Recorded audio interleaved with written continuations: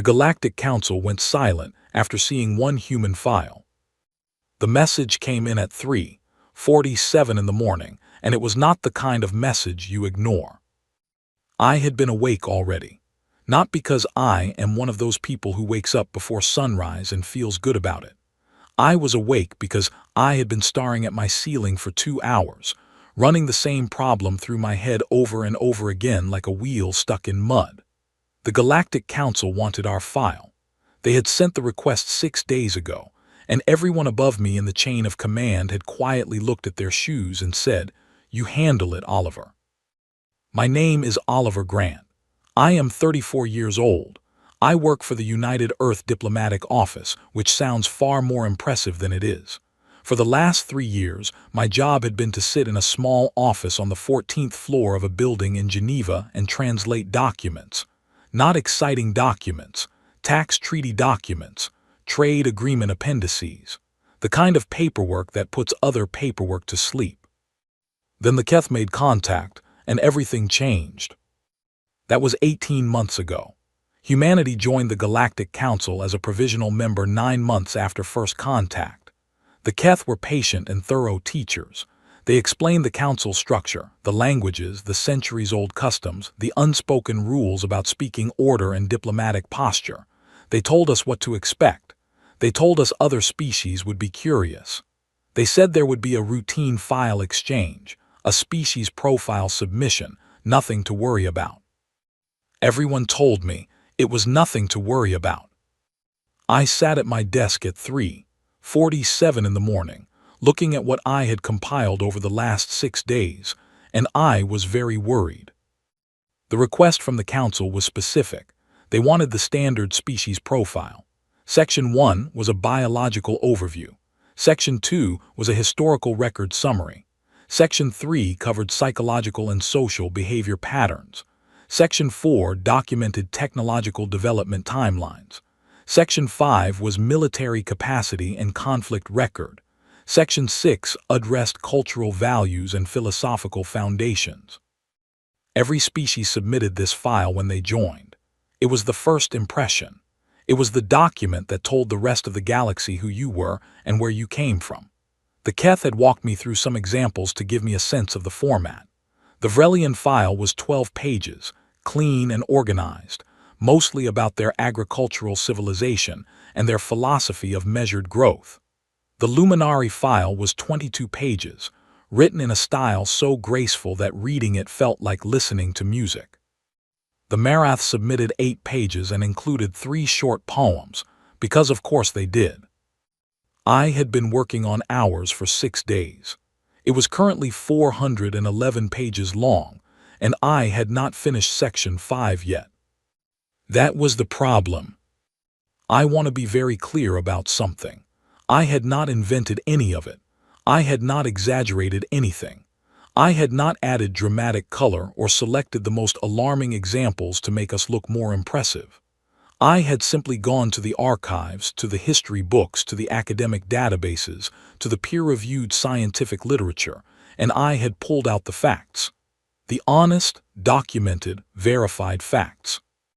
And the honest facts about humanity filled 411 pages before I had even gotten through all of our recorded conflicts. There is something deeply uncomfortable about seeing your own species from the outside.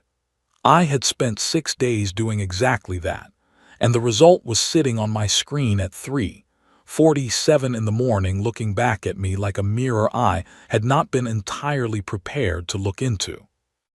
I called my supervisor at 4 in the morning.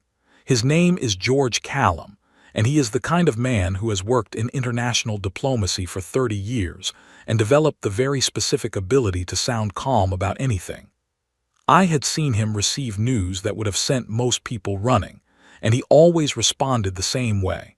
A long pause, 2 or 3 quiet words, and then a decision. "George," I said, "I think our file is going to cause a problem." There was a pause. "How bad?" "Do you remember when you told me to include everything?" "I remember." "And do you remember when I asked if you were sure about that, and you said absolutely, no editing, complete accuracy?" A longer pause. I heard him set something down, send it to me. He called back 20 minutes later. He did not sound calm. Oliver, he said slowly, carefully, the way you say words when you are measuring each one before it leaves your mouth. This is all accurate. You did not add anything that is not documented and sourced. Every single line has a reference. I can send you the bibliography. It is 60 pages on its own. Another pause, a very long one. I could hear him breathing. I could almost hear him thinking. Send it, he said finally. His voice had settled into that steady place it goes when he has made a decision and will not be moving away from it. Send the whole thing. If they ask us who we are, we tell them who we are. We do not clean it up. We do not soften the edges. We do not select the presentable sections and leave the rest in a drawer. You send exactly what you compiled. George, Section 5 alone, is 93 pages. I know. The Vrelian file is 12 pages total, the whole thing. I know that too. George, we are going to walk into that council looking like. Oliver, his voice was quiet and completely immovable. Send it. I sent it on a Tuesday morning at 6:14 a.m. Geneva time. I attached a brief cover letter, standard format, confirmed that it was complete and unaltered, and hit the transmission button. It felt, in a way I cannot entirely explain, like jumping off something. Nothing happened on Tuesday. Nothing happened on Wednesday, though I checked my message queue approximately 40 times. By Thursday morning, everything happened at once. The Galactic Council called an emergency session. This session was not scheduled. It was not on any calendar. It had not been requested through the normal channels or preceded by any of the standard diplomatic communications that were supposed to precede formal sessions. It was the political equivalent of a fire alarm going off in a building where nothing was supposed to be on fire. I found out about it when I received a formal summons. Not a meeting request, not a politely worded invitation. A summons, written in the Council's official language and translated into 6 Earth languages, which meant they had put deliberate and serious effort into making absolutely certain I understood it correctly. The summons said I was to appear before the full Council in 48 hours for what they called a file clarification session. It outlined the location, the time, the protocol, the dress expectations. It was thorough and precise in the way official documents are when the people writing them are very serious about what they contain. It also asked, at the very bottom, in language that was carefully formal and carefully polite, and careful in every way, one question that I read 4 times before I was certain I had understood the translation correctly. It read, "The Council requests confirmation. Is the submitted human species file complete and unaltered?" George read it over my shoulder, standing behind my chair. He let out a very long breath through his nose. "What do I say?" I asked. "You say yes," he said quietly, "and then you go, and you sit in that room, and you answer every question they ask you honestly and completely the same way the file answered them. And if they do not like the answers..." He looked at me for a moment, a real look, the kind that takes stock of something. Then he did something I had genuinely never seen George Callum do in 3 years of working together. He smiled. It was small and tired and completely genuine. "Then they do not like the answers," he said, "but they will be true ones, and that is the only kind worth giving." I packed a bag that same afternoon. The Council's transport would arrive the next morning to take me to the orbital station where the full assembly met. Nobody else from our office was going. I would be the first human being to stand before the complete Galactic Council in a formal, high-stakes session. I sat on the edge of my bed that night and looked at my hands for a long time. 411 pages. I kept returning to a moment from 3 days earlier, when I had still been in the middle of compiling the file. I had been in the small archive room on the 2nd floor of our building, surrounded by stacked hard drives and printed reference documents, trying to find a sourced estimate for a specific historical period. An older historian named Dr. Charles Webb had come in to help me locate it. He was 61, white-haired, and had spent his entire academic career studying human civilization across all its periods. He was the kind of person who had read so deeply and so widely that almost nothing surprised him anymore. He had sat down next to me, looked at my screen for a while, and then started to laugh. Not a mean laugh, not a laugh at anyone's expense. A deep, warm, almost helpless laugh, the kind that comes from a place of genuine recognition. "They are going to think we made this up," he said. "I know," I said. He looked at the screen for a while longer, and his laugh settled slowly into a quiet smile that stayed on his face. "Put it all in," he said. "All of it. All of it, Oliver. Every ugly piece and every beautiful piece. The disasters and the recoveries. The worst of us and the best of us. Do not let anyone convince you to leave a single section out." He tapped the desk once with 2 fingers, the way he did when he was finishing a thought and making it permanent. "The whole truth is the only version worth handing to them. Anything less is not really us. It is just a picture of us that we decided to show, and that is not the same thing at all." I thought about Charles Webb the entire ride up to the orbital station.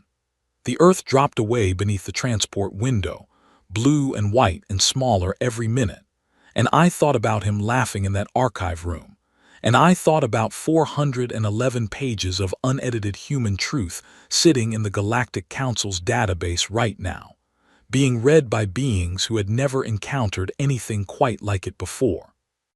The transport docked, the door slid open. A Keth escort was waiting for me in the corridor.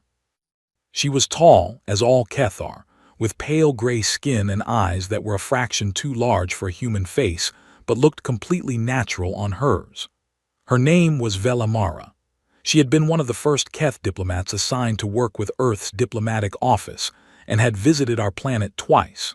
She had developed a particular fondness for standing near coffee machines, which she could not consume but found the smell of deeply pleasant. She looked at me when I stepped off the transport, and her expression was something I had not seen on Velamara's face before. Not fear exactly. Not alarm. It was the specific look of someone who has arrived at an event and discovered that the event is significantly larger and more serious than the invitation suggested. "Velamara," I said, "what exactly is happening in that chamber?" She was quiet for a moment. That was unusual. Keth do not tend toward silence. They tend toward precision, which sometimes looks like silence but is actually very careful selection. "They have been reading your file," she said. "I expected that. They have been reading it for 36 hours, without stopping a session to do other business." I paused. "The whole council?" "Most of them. The session was requested jointly by 11 delegations, which has not happened for a routine file review in the 30 years I have worked here." She looked at me with those wide, steady eyes. "I want to prepare you for something before we go in." "All right." "The room is going to be full. Every delegation has sent their complete team. There are species in attendance who have not appeared in general session in years." Another of those careful pauses. "I have worked in this building for 22 years. I have processed hundreds of species profile submissions. I have never seen a file generate this kind of response." I stood in the docking corridor with Earth somewhere beneath me and the full Galactic Council somewhere ahead, and I thought about George Callum saying the only kind worth giving. "Is the file going to cause us a serious problem?" I asked her. She considered the question the way Keth always do. You can see it happening, the visible processing, the turning over before the answer comes out. "I do not know yet," she said honestly. "But Oliver, when they ask you questions tomorrow, answer the same way the file does. Do not soften it after the fact. Do not explain it away. If you sent them 411 pages of truth, you go in there and you stand behind every page." "That is exactly the plan," I said. She nodded once. Then she turned and led me down the long corridor toward the council chambers, and I followed, and the door ahead of us grew larger with every step, and I understood somewhere in the part of me that had no diplomatic training and no professional calm that whatever was going to happen next was going to be the most important thing I had ever done. The file was already there waiting for me, the whole 411 pages of it. And so was the galaxy. I had thought about how the clarification session might go. I had run through scenarios in my head on the transport ride up, the same way I used to run through difficult conversations before important meetings, trying to prepare myself for what the questions might be so the answers would come cleanly when the moment arrived. I had imagined polite confusion, a few questions about terminology, maybe some requests to define certain terms that did not translate precisely. I had imagined a formal question period, perhaps 2 hours, a handful of delegates, relatively contained. I had not imagined this. There were 41 delegations in the chamber. Every single one had sent their full complement of representatives. The room seated 300, and when I walked through the main entrance and took my place at the small podium on the center floor, it was close to capacity. 300 alien faces turned toward me at almost exactly the same moment, and the weight of that attention was something I felt physically, like pressure in the chest. Saul Verath, the council chair, called for order 3 times before the room fully settled. He was Marath, which meant he was shorter and broader than most of the other delegates, with deep brown skin and eyes that shifted color in response to his internal state. Velamara had given me a basic guide to Marath eye color before the session. Amber meant concentration and moderate concern. Right now they were a steady, focused amber. "We will conduct this session by section," Saul Verath announced. "The human representative will answer questions from the floor. Delegations will observe standard protocol. We begin with Section 2. The first delegate to stand was Vrelian. His name was Porethal, and he had the slim, pale blue form and precise movements that Vrelians are known for. Everything deliberate, nothing wasted. He held a data pad in one hand and looked at me over it with eyes that were enormous and very dark. "Your species' recorded history spans approximately 6,000 years, he began. "That is correct. In that period, your file documents over 400 significant organized conflicts between different groups of your own species." "That is also correct." Porethal looked at me steadily. "Between groups of your own species," he said again, carefully, as if double-checking a translation that seemed too strange to be right. "Yes." "You went to organized conflict against each other." "Yes." "On more than 400 distinct occasions." "Those are only the ones large enough to meet the file's threshold for inclusion," I said. "There were considerably more smaller ones." The room was very quiet. Porethal looked down at his data pad, then back up at me. "For what reasons?" he asked. There was not a simple answer to that question. There never would be. "Many different reasons across different periods," I said. "Land and resources were frequent causes. Political power and the question of who held authority over whom. Religious belief and the defense of it. Ideology, meaning the organized belief that one way of structuring society was correct and worth defending. Sometimes old grievances passed down through generations that had become more important than their original cause. Sometimes genuine fear of what a neighboring group might do if not confronted first. The reasons changed depending on the period and the people involved. The pattern was not driven by one single motivation." Porethal sat down. Another delegate rose almost immediately. This was a Keth cultural scholar named Del Voren, young for his profession, with the intense focused energy that younger Keth researchers tend to carry. "Your file includes a detailed section on biological response to threat and challenge," Del Voren said. "Specifically, a compound response your species calls adrenaline. I would like you to walk through its function." I walked through it. I explained the mechanics as clearly as I could. The body's automatic preparation for immediate demand, the increase in heart rate and blood flow, the sharpening of focus, the capacity it unlocks for effort and endurance that sits above what the body can normally sustain. I explained that it is not voluntary and not planned. It activates on its own when the situation requires it. Delvorin made a note. This developed as a response to physical threat from your environment. Originally, yes, predators and immediate physical dangers. But your file indicates it also activates in response to situations that are not physically life-threatening. Competitive activities, difficult creative work, even significant social interactions. That is correct. The body does not always distinguish precisely between types of high-stakes situations. The biological machinery responds to the demand, not the category. Delvorin looked at what he had written. So under conditions of challenge, any significant challenge, your species experiences an involuntary surge of physical and cognitive capacity. More or less, yes. And this is considered functional. It does not cause widespread disorder in your population. I thought about the honest answer to that. It can cause difficulty in some circumstances, yes. But the general effect is that humans tend to increase their effort and endurance when conditions become difficult, rather than reducing them.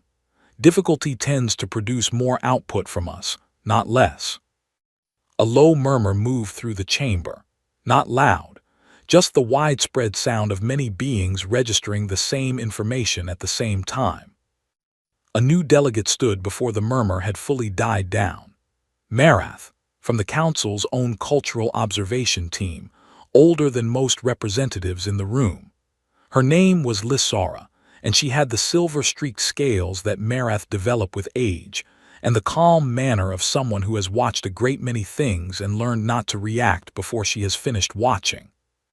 Section 5, she said, Military History and Conflict Record. Yes, your military section is 93 pages long. That is correct. The Luminari conflict record, she said evenly, covers a civilization approximately 3 times older than yours. Their conflict section is 11 pages. I am aware that ours is longer by comparison. Considerably longer, she said. A small sound moved through the chamber again. Representative Grant, your file documents organized destruction of cities. You have included documentation, photographs, and population counts. Yes. And then, in the following sections of the same file, you document rebuilding those same cities, sometimes within a generation, sometimes with participation from the same groups involved in the original destruction. Yes, that also happened, in many cases. Lissara was very still for a moment. She had the look of someone working through a calculation that keeps producing an answer that does not match their expectations. Your species destroyed things, she said carefully, and then rebuilt them.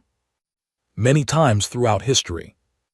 And in documented cases, the parties responsible for the destruction later engaged in trade with the people whose cities they had destroyed.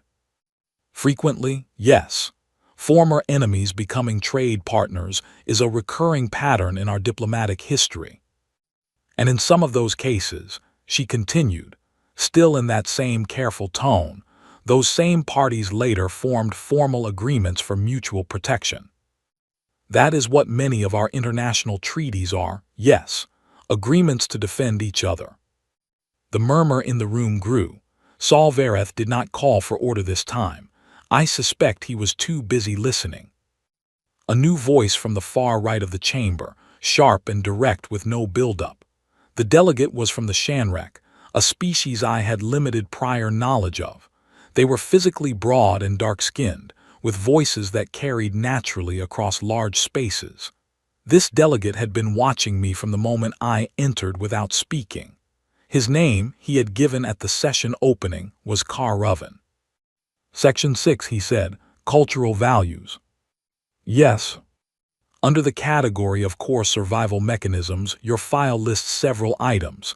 He read from his screen: hope, determination, the capacity for grief and for joy, an instinct for connection. He paused, and spite.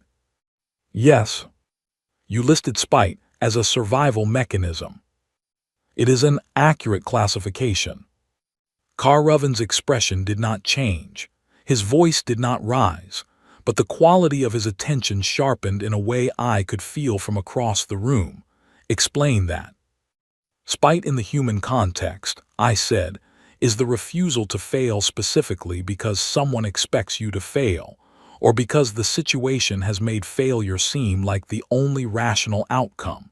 It is not a dignified motivation. I want to be clear about that. It is not something we are proud of as a defining characteristic.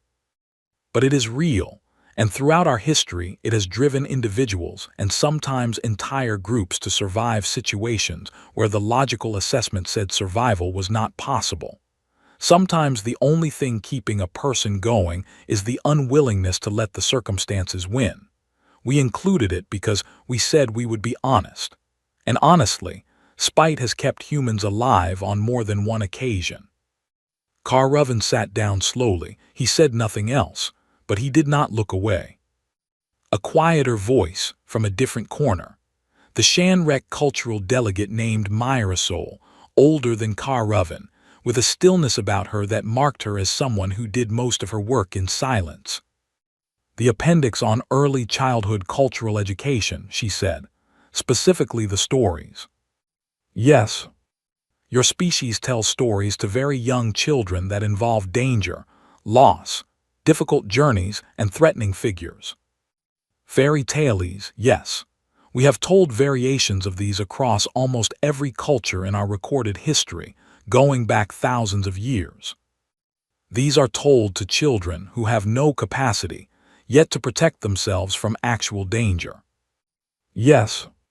Marisol set her data pad down and laced her fingers together on the table. Why? She asked. It was a clean, simple question with a genuine answer behind it. I took a moment before I responded. Because we want them to know early that the world is not always safe, I said. That is true, and we believe they are better served knowing it than not knowing it. But that is only part of the reason. The other reason is that every one of those stories ends with someone facing the difficult thing. Someone small, someone afraid, someone who by every measurement should not be able to succeed. And they find a way. We do not tell our children that danger does not exist. We tell them that it can be faced. That people before them have faced it and found their way through. I looked at Marisol directly. We think that is more valuable to give a child than protection from the idea of difficulty. Marisol looked at her hands. She did not say anything for a long moment. Solvareth called a recess 20 minutes later. No one left the chamber. I sat at the podium and watched 300 alien representatives lean toward each other in every direction, speaking in low voices in a dozen languages simultaneously. Velamara brought me water and stood near me without speaking, which was more supportive than most words would have been. You are doing well, she said eventually. Are they going to vote against us? I asked her quietly. She was honest in the way she always was. I do not know, but Oliver, that last answer about the stories, she stopped. Something shifted in this room when you said that. I could feel it. I looked out at the chamber full of faces still reading our file, still comparing sections, still working through what it meant that one species could contain so many contradictions and still be standing here. We are not an easy thing to categorize, I said. Velamara made the small sound that for Keth is equivalent to a slow, tired smile. No, she said, you are not easy at all. Solvareth called the session back to order. The questions resumed. They asked about medicine and why it developed alongside weapons, whether those two things emerging in the same civilization struck us as contradictory. They asked about music and visual art and why we created them during periods of extreme hardship. They asked why we buried our dead with ceremony rather than efficiency. They asked about laughter and whether it was really an involuntary biological response or something we chose. Every answer I gave was honest. Every answer produced more questions. The session ran for 4 more hours after the recess, and by the end of it the room felt different than it had at the start. Not comfortable, not settled, but different. Like something had been opened and the contents were still being looked at from all sides. The session ended without a vote. Solverath announced a full recess. The duration would be determined by the council's internal deliberation. I walked out of that chamber with every question they had asked me still running through my head, and I knew that whatever came next, the file had already done its work. They had seen us, every page of us. And now the only question was what they were going to do about it. They did not give me a duration for the recess. Velamara told me these things were typically measured in hours. She said 3 days at most, usually much less. The recess lasted 3 days. I stayed on the orbital station. My quarters were comfortable in a spare, functional way. A narrow bed, a desk, a wide window that looked out at a deep scatter of stars with no horizon to interrupt them. They brought me meals at regular intervals and left me largely alone, which was either courtesy or strategy, and I could not tell which. I slept poorly and read what I could find in the station's accessible library, which was not organized for human preferences but was interesting anyway. I spent long stretches at the window, watching the stars and trying to organize my thoughts into something useful. On the first day, I did not hear from anyone. I sent a short update to George Callum, told him the clarification session had concluded and a recess had been called, and that I would report again when I had news. He replied 3 words, understood, standing by. I read those 3 words 4 times and found them more comforting than a longer message would have been. I thought about the questions they had asked me. I went through them in order, the way you review a conversation after it ends, checking whether you said what you meant to say or whether some answer had come out slightly wrong, slightly shorter than the truth required. I could not find a place where I had been dishonest. That helped a little. But I kept coming back to one exchange in particular. Lissara, the Marath cultural observer, had asked about medicine, and whether it seemed contradictory to us that we had developed tools to harm people and tools to heal them inside the same civilization at roughly the same time. I had answered that to us it did not feel contradictory, that both came from the same root, the recognition that bodies can break and that the breaking matters. But as I sat at the window watching stars, I wondered if I had said that well enough. I wondered if she had understood what I meant. I thought about how to say it differently if the question came up again. I thought about all the ways the human story could be told, and how each framing was true, and each was incomplete on its own. The whole picture required all of them together, which was exactly why the file had been 411 pages and not 12. On the second day, someone knocked at my door. I was not expecting a visitor.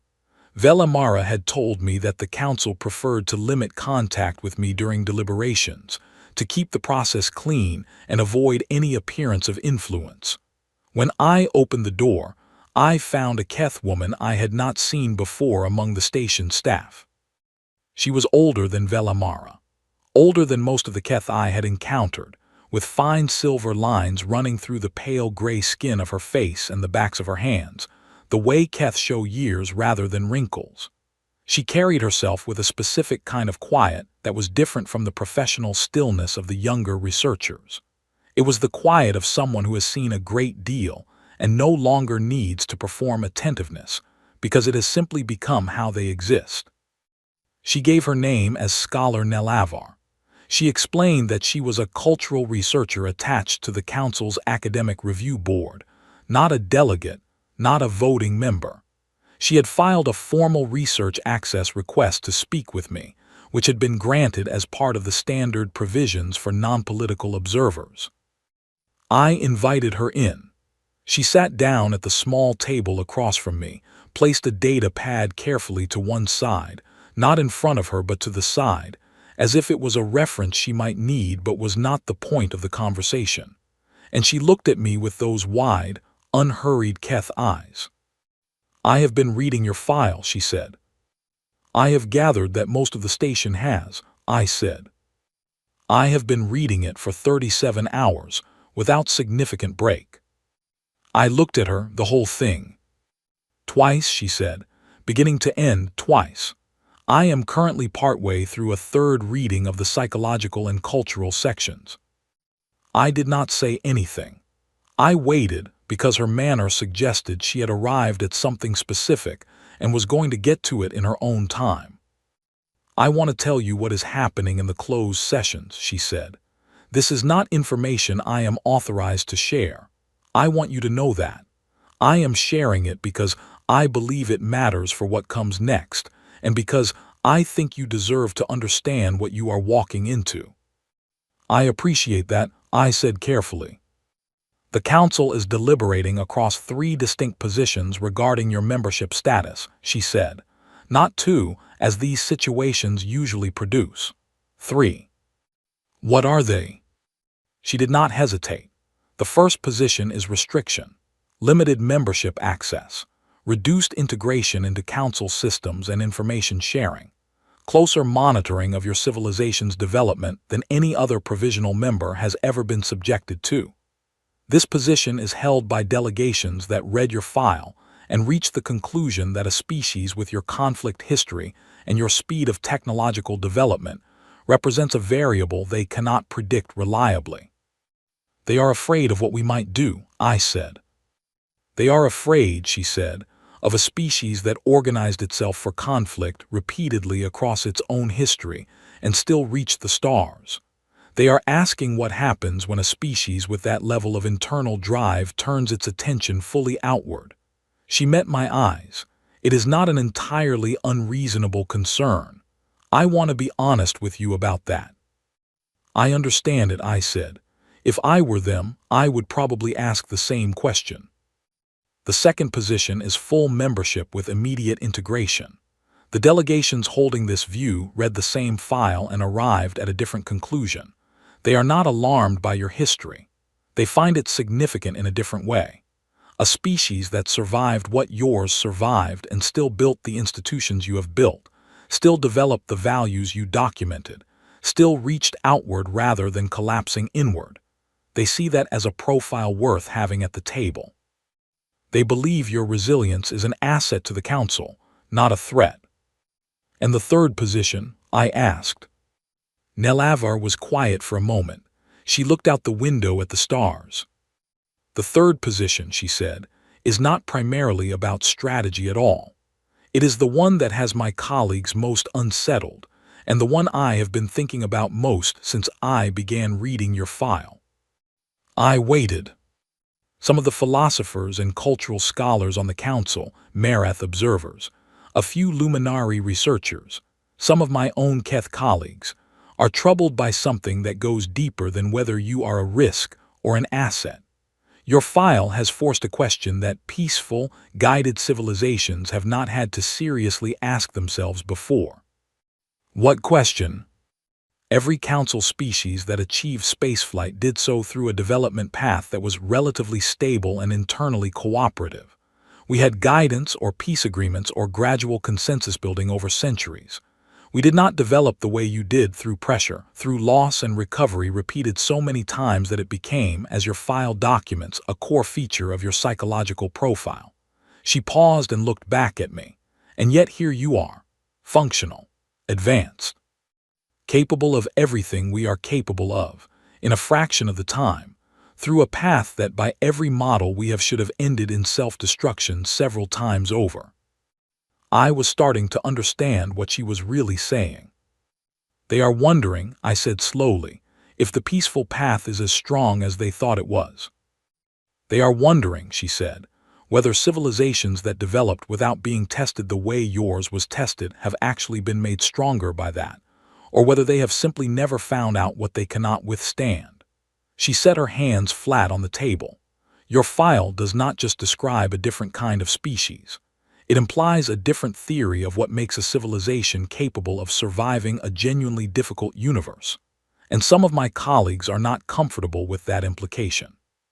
The room was quiet for a long time. Outside the window, the stars did not change. "Nelavor," I said, "can I ask you something personal?"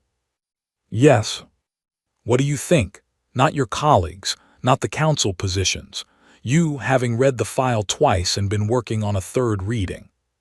She considered it the way Keth do everything. Visibly, carefully, with the patience of someone who believes the quality of the answer depends on the quality of the consideration that precedes it.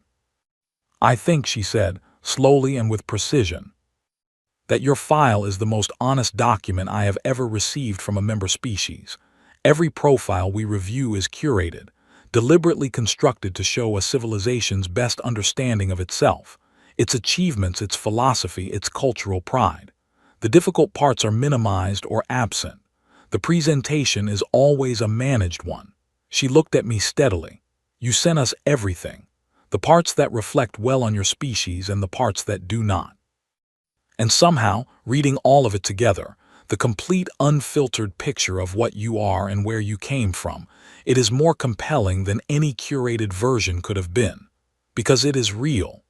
I cannot doubt it because you did not try to make it presentable." I looked at the table. She stood and picked up her data pad. At the door she paused. "I have one more question," she said, "a personal one." "Go ahead." "Your file documents a recurring pattern across your history. Individuals and sometimes whole communities choosing to release long-held grievances.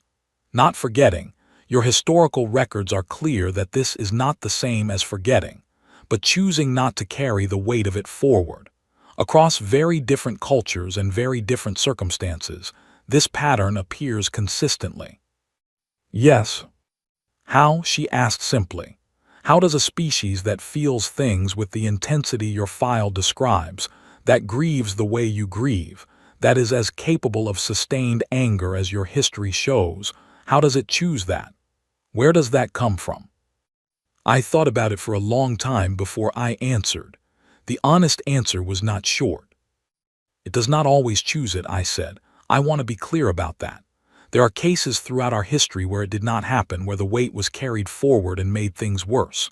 We have plenty of that too." I paused. "But when it does happen, when someone chooses to let go of something they have every reason to hold, I think it comes from a specific understanding. The understanding that the harm that was done to you is already real and already finished. It is a fixed point. Nothing changes it. But what you do with it going forward is not fixed. And carrying it costs something. It costs something from you every day for as long as you carry it. And eventually a person, or a generation, looks at that cost and decides it is higher than what they are protecting by refusing to let go." Nelavor was still. "That is not instinct," she said quietly. "No," I said, "it is not biology, it is a choice. A hard one, but a choice." She nodded very slowly, the way someone nods when they are storing something somewhere specific and careful. "I think," she said at last, "that the third position in the council debate may have more people in it than the other two realize." She moved toward the door. "The session resumes tomorrow morning. Be ready." She left. I sat at the window until the light in the room changed and the stars outside shifted slightly with the station's slow rotation, and I thought about everything she had told me. The three positions, the fear, the pragmatism, the deeper discomfort that came from a question no one wanted to ask out loud. I thought about the third position for a long time, the one that was not about strategy at all, the one that asked whether peace, if it had never been tested, was the same thing as strength. I did not have a clean answer to that. I do not think anyone does. What I knew was that we had not chosen our path. Nobody chooses to have a hard history. It is simply what happened to us, the same way circumstances happen to anyone, and the question is not whether the circumstances were good or bad, but what you did inside them. We had done terrible things inside ours, and we had done remarkable things inside ours. and both were true at the same time, and the combination of both was the actual answer to what we were. Nelavar had called the file the most honest document she had ever received. I thought about that for a long time. I thought about what honesty costs when what is honest is not entirely comfortable. I thought about Charles Webb in the archive room, tapping the desk with 2 fingers and saying the whole truth is the only version worth handing to them. He had been right, but I had not fully understood why until this moment, sitting alone in a quiet room on an orbital station with the galaxy spread outside my window. The whole truth was not just more accurate than a curated version. It was more powerful, because the curated version could be doubted. A version selected for its best moments raised an obvious question: what are you not showing us? But a version that included the difficult parts, the parts no one would choose to share if image were the goal, that version had no obvious question attached to it. You could look at it and know you were seeing the thing itself, not a performance of it. That was the argument Nelavar had been making when she said, "I cannot doubt it because you did not try to make it presentable."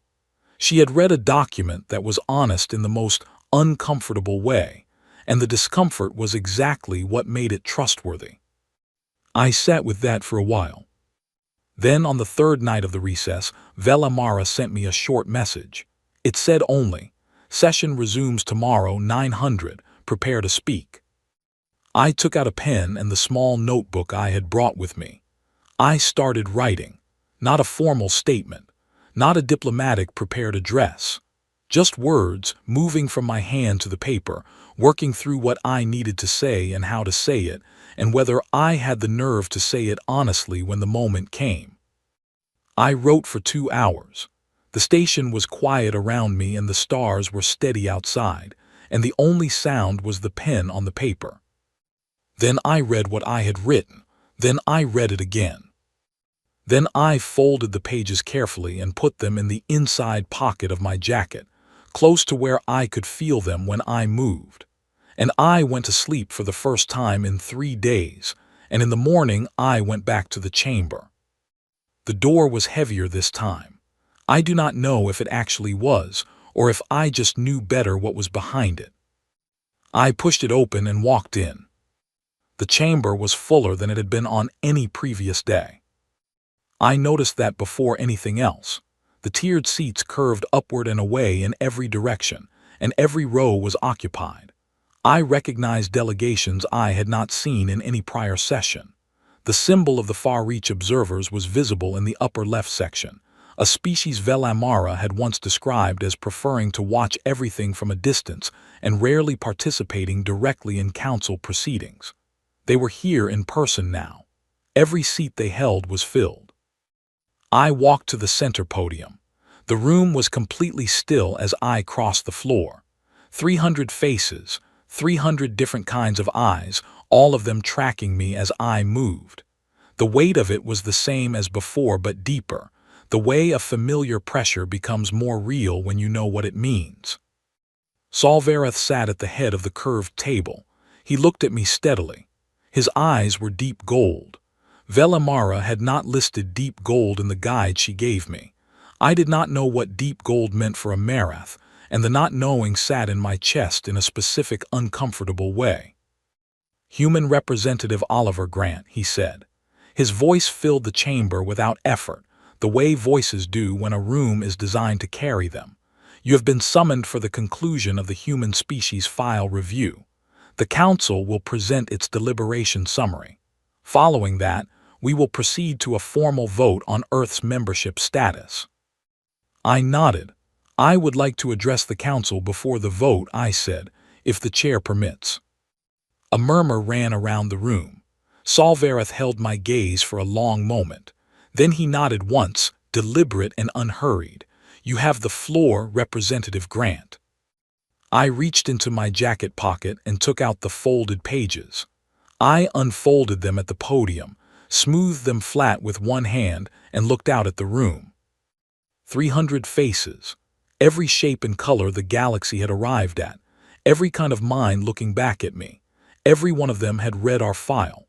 Every one of them had spent days with our history, our biology, our values, our conflicts, our songs, our disasters, and our recoveries. They knew things about humanity right now that most humans never stop to consider about themselves. I took a slow breath and started. I know what you read, I said. I am not going to stand here and ask you to read it differently. Everything in that file is true. The conflicts are true. The organized harm is true. The scale of what we did to each other over the course of our history and the number of times we did it, all of it is true and all of it is documented and none of it is exaggerated. Not a sound in the room. I know that you have spent 3 days deciding what to do with a species whose conflict record fills 93 pages. I know that some of you are afraid of us. I know that some of you find the idea of bringing us fully into this council to be a risk you would prefer not to take. And I know that some of you have been sitting with a harder question than either of those, one that is less about what we might do to you and more about what it means that we exist at all. I paused. I am going to speak to all 3 of those things, because you deserve a real answer, not a prepared one. Solvareth was very still. Myrasol in her corner seat had her eyes fixed on me. Karruvan sat with his arms on the table and his full attention forward. We knew exactly what we were sending when we submitted that file, I said. My supervisor made the decision and I want to be clear that he did not make it casually. We could have sent you 12 pages. We could have selected the most impressive sections of our history, our scientific achievements, our art, our philosophy, our most significant acts of courage and cooperation. There are enough of those to fill 12 pages easily, and they would have told a story of a civilization worth respecting. That version exists. We chose not to send it. I looked out at the room.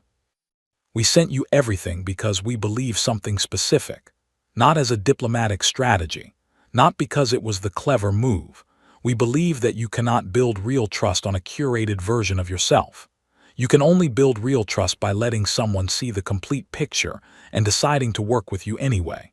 The version that includes the parts you are not proud of. The version that shows you the way you actually are, not the way you would prefer to be seen. A small sound moved through the room. Not a response, just the ambient sound of people continuing to breathe and listen. We sent you the conflicts because they happened. We sent you every difficult section of our history because those sections are not separate from who we are. They are part of what made us who we are. And I want to explain what I mean by that, because it is the heart of everything else I am going to say. The hospitals came after the destruction, not despite it, because of it, because enough people lived through enough loss to understand what it costs to do nothing, and because that understanding became part of our culture and part of our laws and eventually part of how we teach our children. The peace agreements came after the conflicts. The laws that protect people came after long periods of those same people not being protected. We did not build the good things in spite of our history. We built them from it, from the specific knowledge of what happens when those things are absent. I looked at Delvoran's section of the room, and then at Lissora's. We are not a safe species. I am not going to stand here and tell you that. We feel things strongly. We push into situations that a more careful assessment might suggest avoiding. We take risks that do not always work out. We have caused harm and we have a documented capacity to cause more. Our file does not hide any of that and neither will I. I paused and let that sit for a moment. But here is what else our file says if you read all 411 pages. Not just the alarming sections, all of them. We are a species that has never stopped. Not once in 6,000 years of recorded history. We have failed. We have gone backward. We have had periods where it looked by any measure like the effort was not working. But the effort itself never ended. The drive to understand more, to build something that lasts, to reach further than we reached before, that thread runs all the way through our history from the first page to the last. Every civilization we have documented, across every era, maintained it. The trying never stopped. I could feel the room in a way I cannot easily describe. Something in the quality of the attention had changed since I started speaking. Not just watching, something else, something closer to listening. I know some of you are afraid that letting us into this council fully is a risk you cannot fully calculate. I understand that. If I were sitting where you are sitting, looking at a file like ours from the outside, I would feel the same thing. A species that built itself up through difficulty and still arrived here is a variable that does not fit any existing model. I looked toward Nelavar's section of the gallery. She was watching me with complete stillness. And for the others in this room, the ones sitting with a deeper question, I want to say something directly. Your civilizations are remarkable.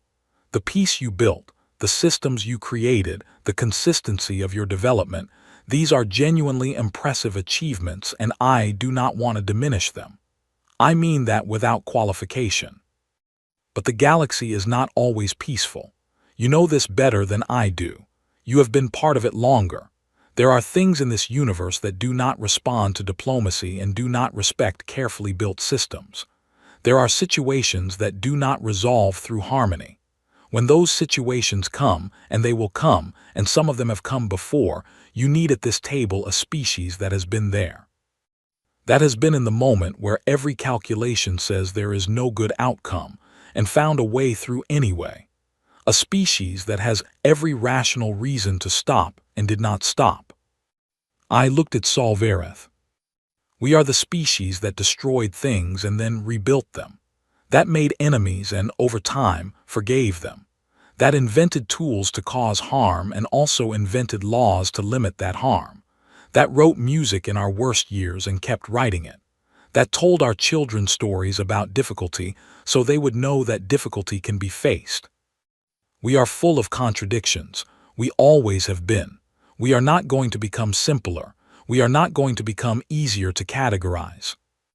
We are the species that looked at an indifferent universe and decided, not once but across 6,000 years and across more failures than I have counted, that it was worth the continued effort to be kind, that it was worth building things even when they got destroyed, that it was worth trying even when trying had not worked before. I picked up the pages from the podium. We sent you the whole file because we think the whole file is the argument, not in spite of the difficult sections, because of them. Because a species that can look at its own worst moments and say, yes, that was us, we are not hiding it, that is it, complete and accurate, that is a species you can trust to tell you the truth when the truth matters most. We will not manage what you see of us. We will not show you a clean version and keep the rest behind a door. What is in that file is who we are. And who we are is who you will get. I paused. The room was completely still. We have been building tables for 10,000 years. We know how to sit at one. The question is whether you will let us. I stepped back from the podium. The chamber was completely silent. Not the tense waiting silence of the clarification sessions. Not the careful professional silence of a room maintaining protocol. This was different. The kind of silence that follows something that has landed, that has settled, that has found its place in the room, and is simply sitting there being real. Solvareth looked at me across the length of the chamber floor. His eyes had shifted to a color I had not seen before on any Marath, something between gold and silver, a quiet, still color that Velamara had not listed in her guide. I had no idea what it meant. I hoped it was not bad. He was quiet for a long moment, the kind of moment that has weight. Then he turned to the room and said, quietly and without ceremony, the council will vote. I stepped back to the edge of the floor. Velamara was standing just inside the main entrance. When our eyes met, she gave me the smallest possible nod, the kind that carries more than it looks like it does.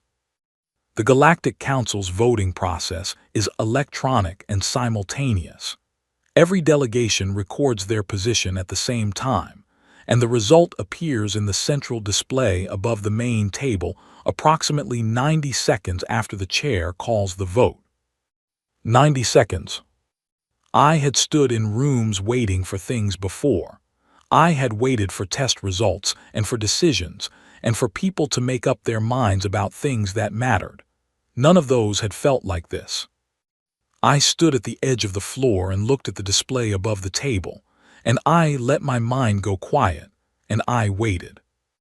I thought about Charles Webb laughing in the archive room, his white hair and his 61 years of history, the warm, helpless sound of him laughing at 400 pages of human truth. I thought about George Callum saying "send it" in that quiet, immovable voice at 4 in the morning. I thought about Nell Avar sitting across from me at the small table, asking me how forgiveness was possible, and the look on her face when I told her it was a choice. I thought about Marisol putting her data pad down and lacing her fingers together and asking simply why, genuinely wanting to know, genuinely open to the answer. I thought about every question they had asked me across 2 full days of sessions, every section of our file they had examined, every moment where the room had shifted slightly in response to something true. The display shifted. Full membership, no restrictions, unanimous recommendation from the membership committee, 41 delegations, 41 affirmative votes. I stared at the numbers. They did not change. I looked down at my hands. They were completely steady. That surprised me because I did not feel steady on the inside. On the inside, something had cracked open in the way things do when a pressure that has been building for a very long time is suddenly released all at once. Salvarath rose from his seat. The Galactic Council recognizes Earth as a full member, with all rights, responsibilities and standing of full membership, effective at this moment. A pause, a real one, the kind a person takes when they want to say something correctly. "Welcome," he said, to the table. Around the chamber, sound began. It was not applause. Most of these species did not express acknowledgement the way humans do. It was different in every corner of the room, each species contributing its own version of the same thing. A low, sustained resonance from the Marath section, a rising harmonic from the Luminari, a sharp, clean percussion from the Shanrek. The Keth were silent, but every one of them had raised one hand, which Velamara later told me was the highest formal gesture of recognition in their tradition, reserved for moments of significant meaning. Together the sounds built, layer on layer, until the whole chamber was full of something that was not any one thing but was all of them at once. I felt it more than heard it, the way you feel large sound in your chest before your ears fully process it. Velamara came to stand beside me. She did not say anything. She just stood there, close enough that I knew she was there, which was everything. Nell Avar was on the far side of the chamber. I found her through the crowd, and when she saw me looking, she gave me a very small, very deliberate nod, the kind that contains full sentences. "I know, I understand. This is what I thought it would be." Marisol was speaking quietly to Karavan. As I watched, she stopped and turned and looked at me across the distance, and her expression had the quality of something long held finally released. Karavan, beside her, nodded once toward me, a single firm movement that in his culture I suspected meant something close to respect. Delvoran, the young Keth researcher, had his data pad out and was writing rapidly, which I found somehow deeply satisfying. Lissora from the Marath observation team caught my eye and held it for a moment before inclining her head. Porethel, the Vrelian delegate who had been the first to question me, stood and looked at me from across the floor. He was not the kind of person whose face moved much, but something in his posture had changed since the beginning of the first session, some quality of the watchful, careful tension he had carried throughout. It was quieter now. Not gone, just quieter.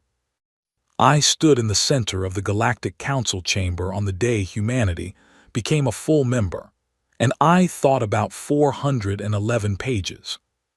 Every conflict and every treaty, every disaster and every recovery, every time we built something and every time we lost it and every time we built it again. Every generation that carried forward the thread of trying even when the trying was not going well. Every person who ever chose, in the middle of a situation that offered them every reason not to be kind anyway. It was not a perfect record. It never would be. That was not the point of it. It was ours, completely, without edits, without the comfortable sections selected and the rest filed away. Every page of it was ours, and we had handed it over without hiding a single word, and the full assembly of the galaxy's civilizations had looked at the whole truth of what we were and said yes. I reached into my jacket pocket and took out the folded pages.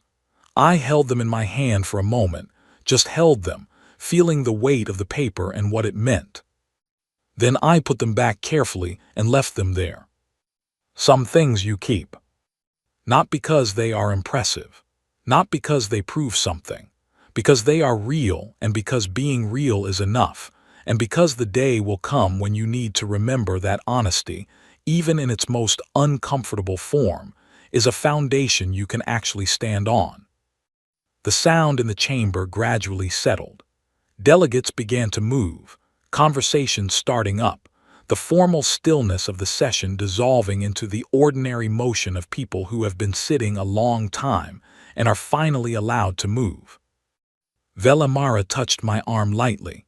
There will be a formal reception, she said. Protocol requires your attendance. I know, I said. Are you ready? I looked at the room one more time. The display above the main table still showed the result. 41 votes, no restrictions, effective immediately. Yes, I said, I am ready. The door to the chamber opened, and I walked forward into whatever came next, carrying the whole file with me. Every page of it, every honest, unedited, complicated, remarkable page. The galaxy had asked us who we were. We had told them. And they had said, come in, sit down, you belong here. After 10,000 years of building tables, we finally had a seat at one that mattered. And we had earned it the only way anything worth having is ever truly earned. By showing up as exactly what we were, without apology, without performance, without hiding a single thing. The whole truth. All 411 pages of it.